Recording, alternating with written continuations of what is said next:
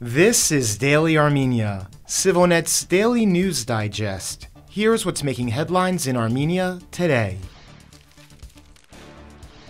Armenia and Azerbaijan have already agreed to the overwhelming majority of the text of a draft normalization deal, Azerbaijani President Ilham Aliyev announced today. We are actively continuing negotiations, with almost 80% of the peace treaty paragraphs having been approved. We have also started the border delimitation process, not only delimitation, but also demarcation. Yes, it's a small first step, but it's a step in the right direction, Aliyev said on an official trip to Italy. The remarks come after Prime Minister Nikol Pashinyan announced at a press conference over the weekend that Yerevan and Baku have already agreed on 13 of the 17 articles, though he did not specify what issues remain outstanding. To that point, Armenia has offered for the two countries to sign a partial normalization deal now and leave the other points for future negotiations. But Azerbaijan has since indicated it plans to put forward a counter-proposal.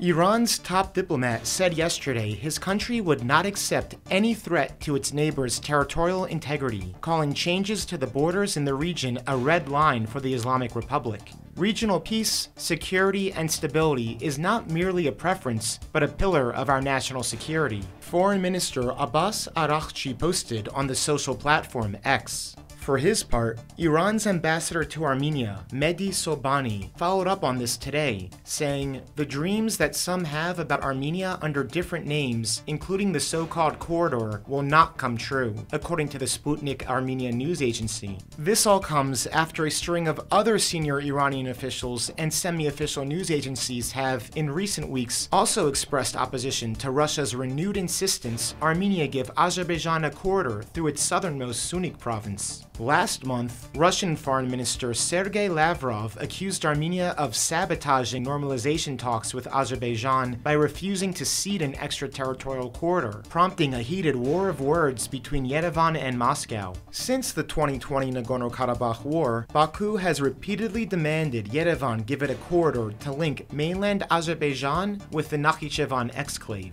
That would, in effect, cut off Armenia's overland connection with Iran. In response, Armenia has expressed its willingness to reopen regional transit routes, but has insisted on control over any routes through its territory.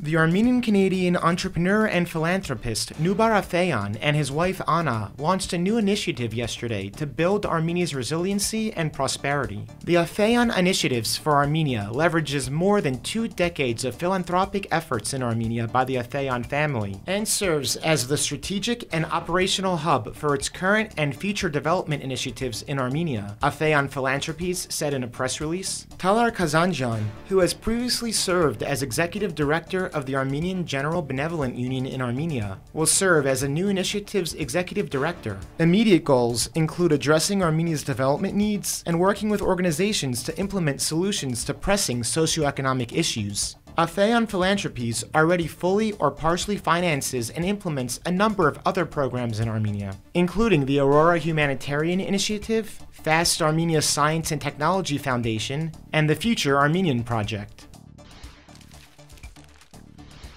In the latest episode of the ＳivilNet podcast, we speak with Chris Dedeyan, a peak performance coach and professional speaker. He discusses the critical mindset shifts necessary for Armenia's prosperity and how collective thinking patterns can shape a nation's future. You can find a link to the broadcast in the video description.